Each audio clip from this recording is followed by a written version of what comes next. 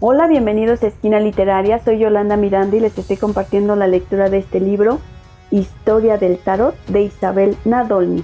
Muchas gracias a Riusper, que está leyendo con mucha atención y haciendo unos análisis muy interesantes sobre la lectura de este libro. Estamos leyendo el capítulo número 4, que se llama La Historia del Tarot, en la historia de la adivinación. Vamos a dar inicio al tema número 2 de este capítulo, que se llama El nacimiento del tarot adivinatorio, y a leer la adivinación con cartas antes del siglo XVIII.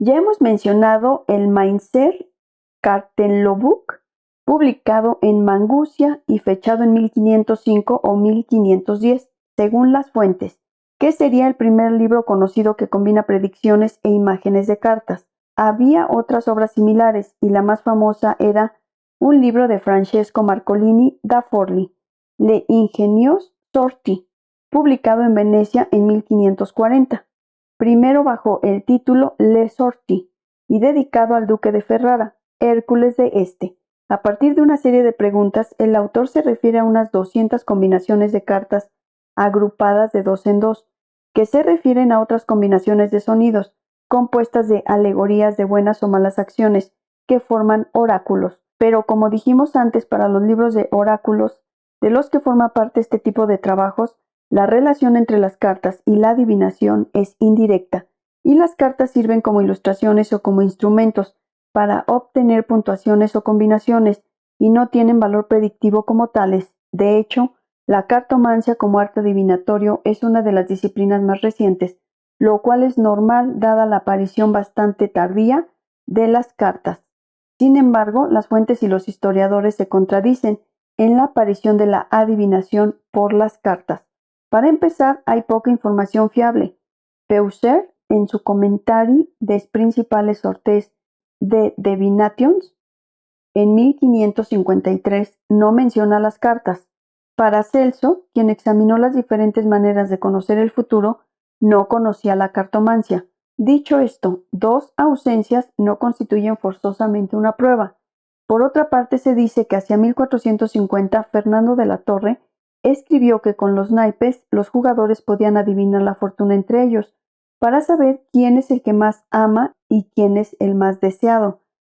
Esta sería la fecha más antigua de una conexión entre adivinar la fortuna y los juegos de cartas, llamados naipes en Italia en ese momento.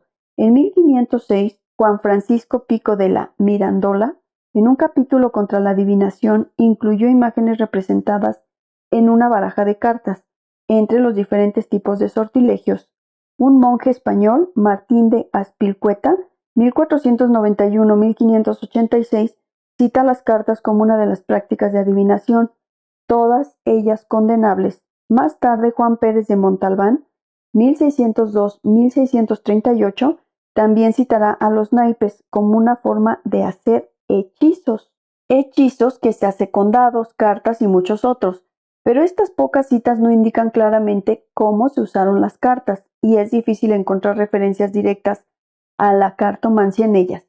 Por ejemplo, un cuadro de Lucas de Leyden titulado La Tireus de Cartes, reproducido al inicio del capítulo 4, que data de 1508 a 1510, indica claramente que la cartomancia ya se practicaba en esa época. También hay grabados de los siglos XVII y XVIII que representan a cartománticos. Las anécdotas también atestiguan que la lectura de cartas se practica durante este periodo. Un pequeño asunto de brujería datado el 4 de julio de 1772 hizo que una costurera marsellesa, que durante mucho tiempo prefirió el trabajo de los llamados magos al de coser, fuera condenada, por sentencia del Parlamento de Provenza, a ser expuesta a la camisa de fuerza durante 3 días consecutivos de mercado, con la cabeza cubierta con un gorro rodeado de tarot y un tamiz que pasa por el cuello, y permanecer allí en este estado durante 1 hora cada vez. Después, troceados por el albacea, la adivinación por el tamiz era otra práctica adivinatoria. Sin embargo, se sabe que en el siglo XVIII la represión contra la brujería disminuyó. Ya bajo Luis XIV, un decreto real cita comparecer por brujería, solo si se practicaba con la intención de dañar a otros. Esto puede haber explicado el resurgimiento de las prácticas y círculos ocultos desde finales del siglo XVII en adelante. Un manuscrito de 1750 llamado El texto de Pratesi, que lleva el nombre del historiador que lo descubrió, porque se desconoce su autor.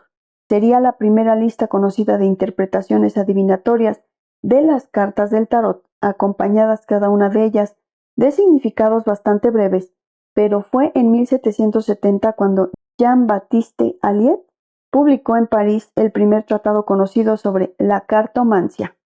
En la manière de se recreer avec un gen de cartes de M. Todavía no habla del tarot, se limita a un juego de piquete, un juego ordinario de 32 cartas. Por otra parte, su método con este juego se reproducirá en muchos libros de adivinación hasta hoy. Se convertiría en un ferviente lector de tarot. Después de descubrir el texto que Antoine Court de Hevelin publicó en 1781 sobre las cartas del tarot, se puede decir que hasta estas fechas la cartomancia es bastante rudimentaria. Si las prácticas se propagan, lo hacen oralmente, sin referencias ni formato, y siguen siendo prácticas populares bastante difíciles de encontrar. Probablemente se divertían echando las cartas en ferias o exposiciones. Todo se aceleró en la Francia de Luis XVI. El arte del dibujo de cartas, luego las cartas del tarot, encontró a sus dos primeros autores, Court de Hevelin, 1725-1784, y Jean-Baptiste Alliot, 1738-1791. Es hora de aprender más sobre estos autores y sus textos, ya que fueron los primeros en mencionar el tarot como el receptáculo de conocimientos ocultos y ancestrales, y considerar que podría ser utilizado para algo más que el juego. Veamos primero en qué contexto vivieron y publicaron estos autores. De esta manera comprenderemos mejor por qué los dos hombres se enfocaron en Egipto. Espero que les haya gustado la lectura del día de hoy de este libro, Historia del Tarot. Los espero el próximo sábado para continuar con esta lectura. Muchas gracias por escuchar.